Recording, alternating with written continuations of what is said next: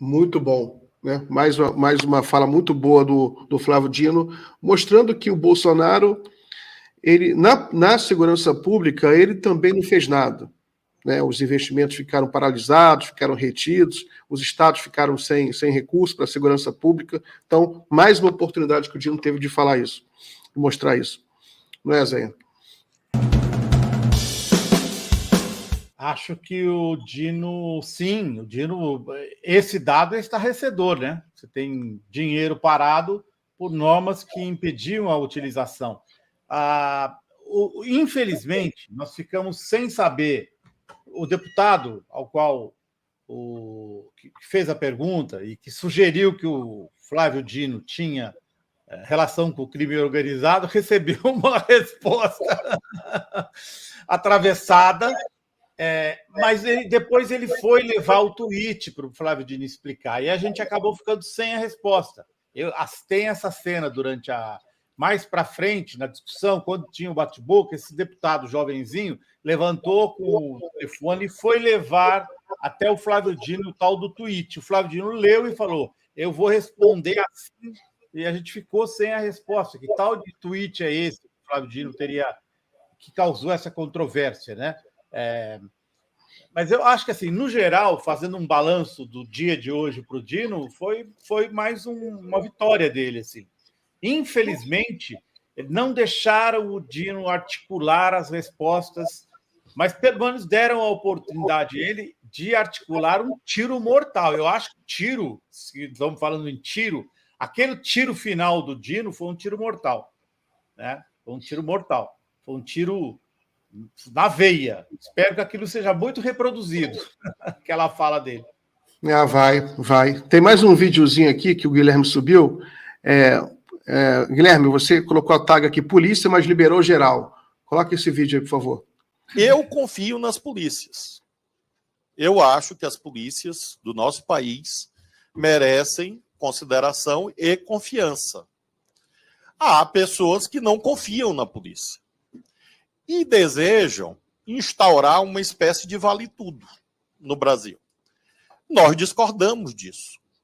Nós estamos, na nossa ótica, dando cumprimento à lei. E estamos em ótima companhia, porque o decreto editado pelo presidente da República foi confirmado pelo Supremo Tribunal Federal na ação declaratória de constitucionalidade ADC 85. Então, não há como sequer debater a esta altura, em nenhuma instância, se o decreto está certo ou errado, primeiro, porque ele existe. Segundo, foi emanado de uma autoridade competente. Terceiro, houve uma impugnação e ele teve a sua juridicidade, constitucionalidade confirmada pelo máximo tribunal do país. Então, é disto que nós estamos aqui tratando. Não há possibilidade, deputado, de nós considerarmos que serão 7 ou 8 meses, porque nós estamos ainda no mês de abril e nós tomamos posse em janeiro. Como acabei de informar o senhor deputado anterior, a nossa previsão, nosso desejo, a não ser que haja alguma intercorrência, é que o novo decreto saia em maio. Então, nós esperamos que nem 5 meses transcorram entre a posse e a edição desse novo decreto. Ele está falando aí da questão do recadastramento das armas, né? Que houve um pedido para que esse recadastramento fosse adiado e ele fosse ampliado. Então é disso que se trata. Mas ele sai bem, né, o Dino, porque ele vai na institucionalidade. Olha, o decreto do Lula, ele passou pelo Supremo Tribunal Federal. É a última instância. Então, assim, não há nem o que discutir em relação a isso, né? Ele se sai bem, ele é bom de jogo, ele foi juiz federal, então ele conhece de lei, e aí ele se coloca ao lado da polícia. Muitos dos que estavam sentados lá são policiais, então os caras ficam numa saia justa, né? Porque exatamente. O monopólio da força da polícia, eu confio na polícia. Vocês não confiam, não? Vocês querem soltar a arma para todo mundo sair dando tiro por aí? É isso que ele está dizendo, né?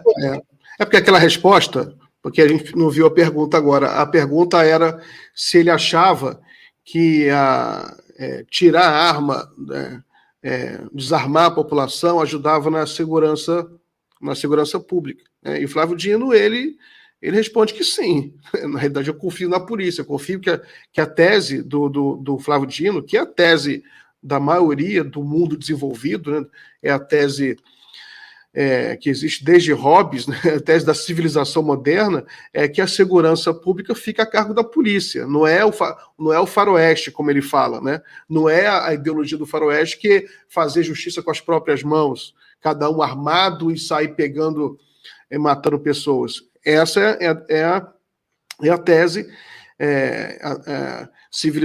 civilizatória, né? E o bolsonarismo ele representa a tese do faroeste. Agora é impressionante, né, Miguel? Eu não sei se você fica tão impressionado quanto eu, porque eu não sei, talvez eu tenha me enganado com o resultado da eleição, que eu achei que isso tinha acabado. Mas você vê uma sessão como essa de hoje, você revive todo o terror, né? Porque, sim, eles estão lá com cargos de representação dentro do Congresso, né? Estão lá sem aceitar o resultado da eleição.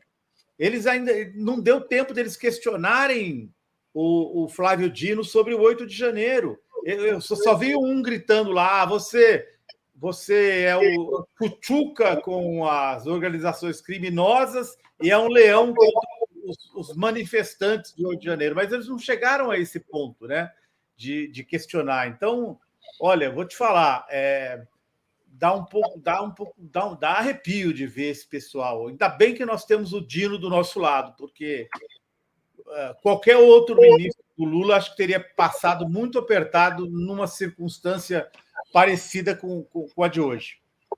Sim, sim, mas ele é a pessoa certa na hora certa. Né? Foi um grande acerto do Lula colocar o Flávio Dino no cargo de ministro da Justiça, e ele realmente conseguiu responder muito bem. Tem mais um vídeo aqui que eu vou pedir para o Guilherme colocar.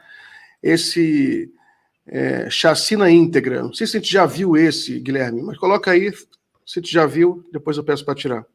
Se nós olharmos, por exemplo, os números recentes, pegar o recorte da Amazônia. Na Amazônia aumentaram as armas e aumentaram os homicídios. Então é falsa a ideia de que quanto mais armas, menos homicídios. Não há correlação em relação a isso. Pelo contrário, o que as notícias mostram? As notícias mostram que quando há mais armas em circulação, legais ou ilegais, é claro que se ampliam as ocorrências, por exemplo, de crimes em lares, por isso que o feminicídio cresceu, crimes eventuais no trânsito. Nós vimos recentemente aquela chacina no Mato Grosso, que é exemplificativa, em que uma simples controvérsia em torno de um jogo de sinuca, de dominó, se transformou numa chacina. E aí é uma questão lógica, derivada do artigo 13 do Código Penal. Causas. Se aquele cidadão estivesse sem o fuzil na mão, ele teria matado a menina de 12 anos? Resposta: não. Basta ler o artigo 13 do Código Penal para entender isso, para não recorrer ao imperativo mesmo de lógica filosófica. Então, eu entendo que há pessoas que gostam de dar tiros, mas eu prefiro armas. Foi mencionado aqui, acho que pelo deputado Eduardo. Ele disse: a polícia está armada. Claro, é isso que nós defendemos. Nós defendemos que as armas estejam nas mãos certas. Alguns dos senhores aqui, ou vários, ou muitos, ou a maioria, são policiais. Claro que os policiais devem estar armados. Isso se chama monopólio do uso legítimo da força, que a gente não pode substituir por uma visão de faroeste. Porque a visão de faroeste, inclusive, além das telas do cinema, é praticada apenas em pouquíssimos países do mundo. Países, inclusive, que não são professores adequados para o Brasil. Por exemplo, chacina nas escolas. Qual o país em que se mais realiza chacina em escola no mundo? Os Estados Unidos. E o que é que está acontecendo agora no Brasil? Crescimento de chacina em escola. Será que é impossível enxergar uma correlação lógica entre ódio, violência, armamentismo e crescimento de chacinas em escolas? Será que é por acaso que isto acontece apenas? Será que é por acaso que isto acontece apenas nos Estados Unidos e no Brasil, nesta dimensão?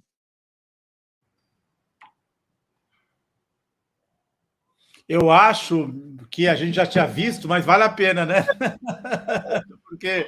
Porque é um raciocínio completo. O único raciocínio completo que ele conseguiu emplacar em, sei lá o quê, 2 horas de depoimento, mais.